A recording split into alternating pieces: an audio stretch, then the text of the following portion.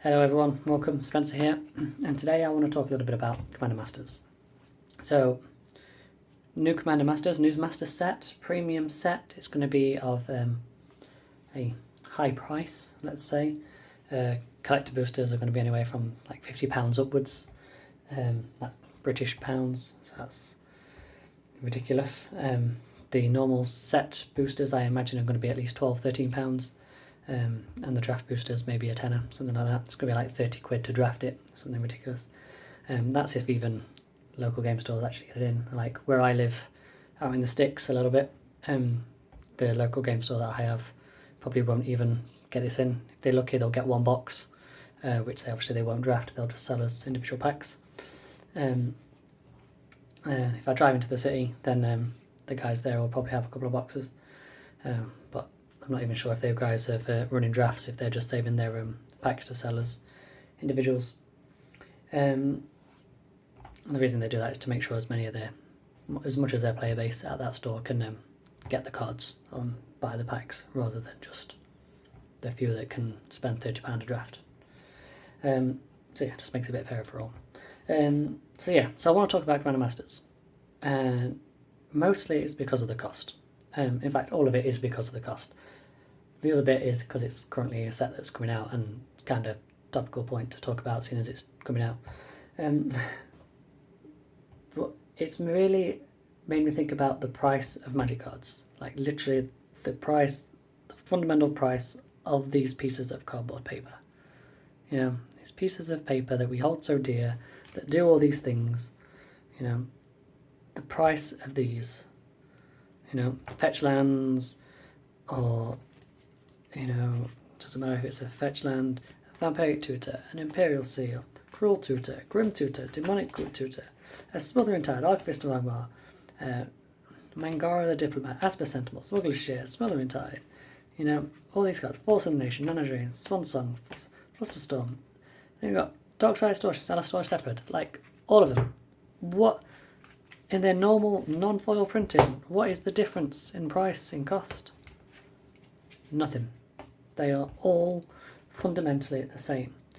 And I work quite closely with, in my day-to-day job, with a few different printers and things like that. And out of curiosity, I reached out to a couple of them and I just said, if you were to print this type of product, how much would it cost? And a few of them, like in terms of our working relationship, indulged me in my request. Others were like random ballpark figure off the top of the head type thing. But a few came back to me and said, oh, if we were going to quote for this, this is how much it would be. And so I picked like an arbitrary number of cards. So I sat down and I was like, right, if I was to print one of each fetch land, one of each of the big mana spells, big counter spells, like probably the top 5 card draw spells in white, you know, the tutors, you know, how much would this cost? And it came back at 23p a card. 23 pence to print a card. Yeah? So 75 cards in total was about 170 quid, something like that, £176 for 75 cards. Yep, that's 23 pence a card. So when you see online a proxy seller selling you a card for $1, yeah, they're probably making double, triple what it's actually costing them. You know, if I would have gone to them and said, actually, how much would it cost if I was printing 10,000 of those cards? You know, price may fluctuate down a little bit more. There is a point in printing where the cost of the print doesn't go any lower, because obviously you've got your base amount of ink, your paper, stock, staff time that's got to do all the job. So it doesn't really go any lower once you get to a certain point. I'm not saying that's going to be at 10,000. It's probably more going to be like the hundreds of thousands. But the point is, like, at 23 pence per card, that's like, if you take the average size of a Magic the Gathering set, like standard sets tend to be from like 250 to 280 cards. Core sets, when they used to come out, they were, I think some of them were up to like 350 cards. They were quite high. Modern Horizons, stuff like that, supplemental sets, supplemental, aka printing straight into a format, avoiding standard. They're around 260 to 300-ish. So on the high end scale of that, like if we took the like 350 that used to be in Commander Masters, the most, that's like 23p times 350, that's like 80 something quid to print one complete set of that box, or that one complete set of that card set. Yeah? £85 for a full set. And that's not doing it at bulk on the level that Wizards do. Obviously, that's also not taking into account a lot of different things. You've got to look at card design, research and development, the actual printing of the POS, the boxes, the packaging, the extra bits you get, like the crappy little tokens at the back, all those aspects. They have a different back, whereas obviously normal Magic cards have all a common back. So that's the same print for loads of them, but then there's different ones. There's the logistics of shipping them out through distribution, all the people that work in the administration of that. What else is there? There's probably a million things that I've missed off the top of my head. Once you've got a sheet of all your Magic cards printed and they've all cut, rounded the corners and everything, they've still got to be packed. Whether that's packed by machine or whatever, they don't just magically float onto that machine. Somebody has to go and load that machine with those cards. It has to be programmed into which of the slots are the rare slots, which are the common slots, which are the uncommon slots, how many cards to put into each pile.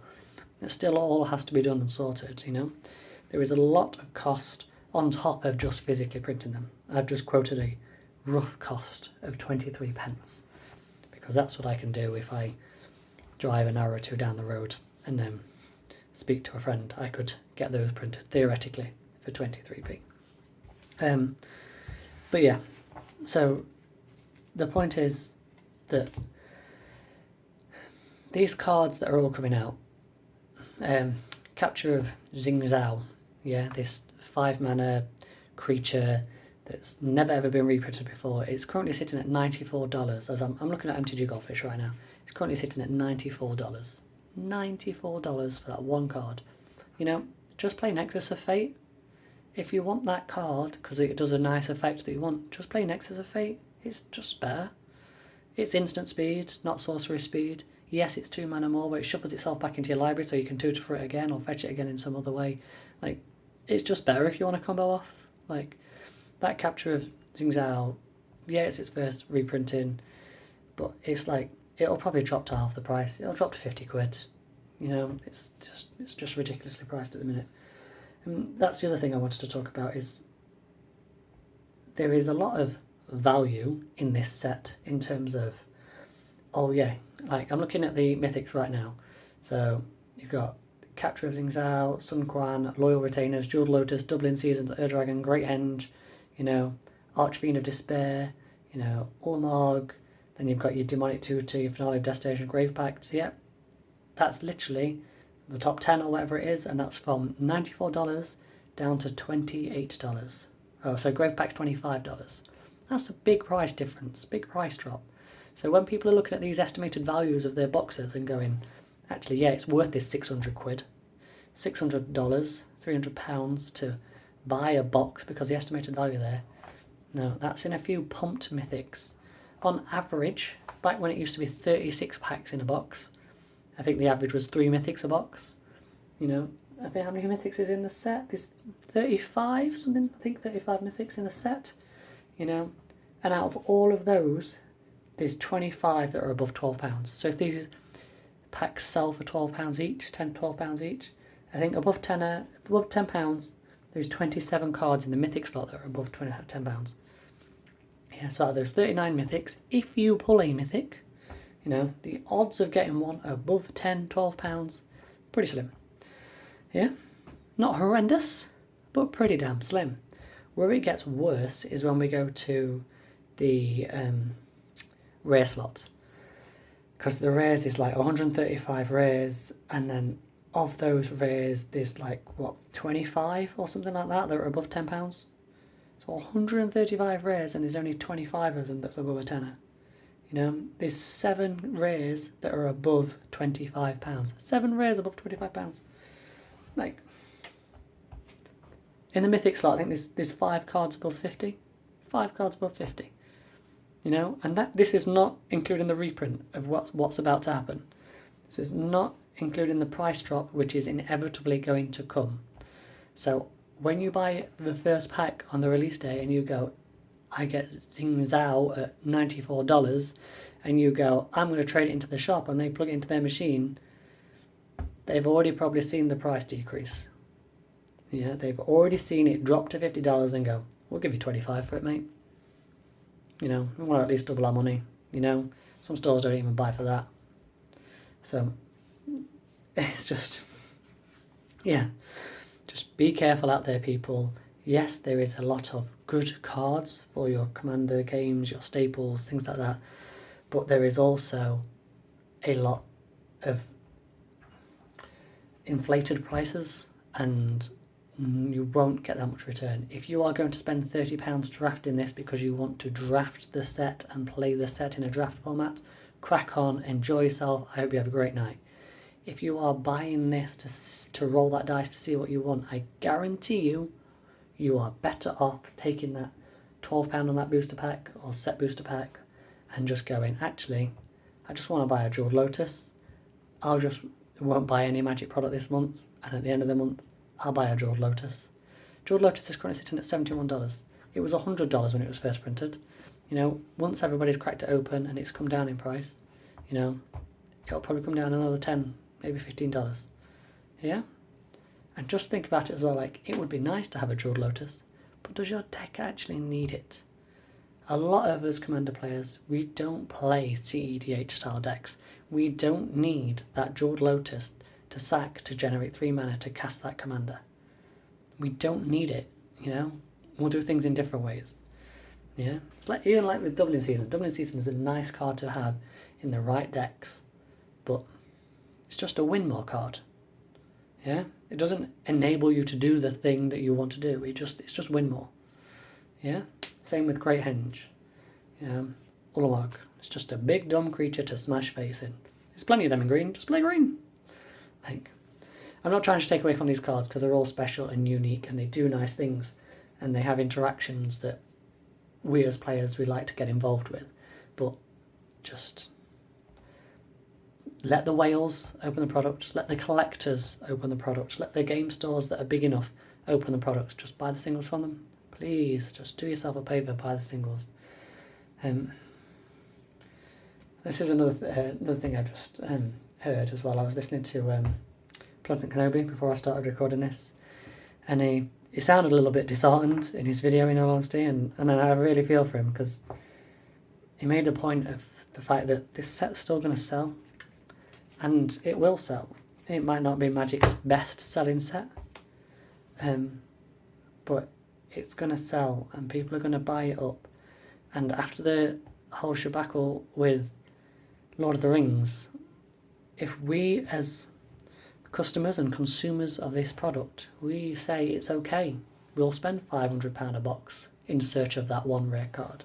We'll spend £600 a box in search of that wrong rare card. Oh, this set's got 3 or 4 good cards in it? Yeah, we'll spend £300-400 on that as well. You know, we've just finished Lord of the Rings, the hype of Lord of the Rings, people spending 40-50 quid on collector booster packs. Yeah, we're about to do the same again on Commander Masters. Yeah? We've then got Doctor Who, the next Universes Beyond situation, which is also coming out with booster products. Like, what's going to be in that? The preview start for that at the end of the month. Admittedly, I'm a little bit excited about that one, but, you know, it's just, I am going to be quite reserved. If there's nice cards in it, I'll just buy the cards. Like, just, yeah, be sensible, people. Like, here in the UK, everyone's tightening the belts. It's tough for myself, for everyone out there. Just, yeah. It's a good set, don't get me wrong. It's probably going to be a great set. There is a lot of reprint value in it. So capitalise off that and buy the cards when the price comes down. As of when the cards will come down in price, to give you a bit of help on that, it depends. It depends greatly. The demand for the cards, the quantity of the reprints, the set popularity, what format it's played in mostly. The cards that are obviously played in more formats, people are going to find them more desirable. So if they might drop a little bit because of the reprint quantity, but because they become more desirable, they quickly climb back up. The popularity of this set's going to be quite popular. The other thing as well we need to take care is Smuggling Tide. It's a rare. No, it's not. Commander Masters, it's a mythic. I was going to swear then. It's a mythic. So, just, yeah. So if you're waiting for a Smothering Tide, and you're waiting for Commander Masters to release, because it's going to bring the price of Smothering Tide down, remember what I said. A booster box, 36 packs, you'll probably get 3 mythics in a box. Yeah? Chances of those being Smothering Tides to bring the price down enough, it ain't going to happen. So, just, yeah. Print proxies, guys. Print proxies. You, by all means, buy one of the one card and have it in your nice deck. Buy that. If you want the fetch lands, buy one of each fetch land and put them in your special deck and play with them, and you can say, I've bought into this game and I've bought into this product and I've got them. Yeah? Buy one Smothering Tide if you need it for your deck, or you want it for your deck. Don't then go out and buy 2, 3 copies. Just proxy them from that point. Seriously, guys. Wizards won't stop doing what they are doing until us as consumers stop giving them a reason to carry on. Yeah? Magic 30, people voted. They didn't buy into the product on the level that they were hoping for. So they saw that that was too far. £1,000 for packs is too far. But £500, £600, that's okay. Yeah? That line that Watts is going to push for is somewhere in the middle. So don't be surprised, if in a year's time, booster boxes are coming out and it's £800 a box. Because we've got nobody to blame but ourselves. See you later, people.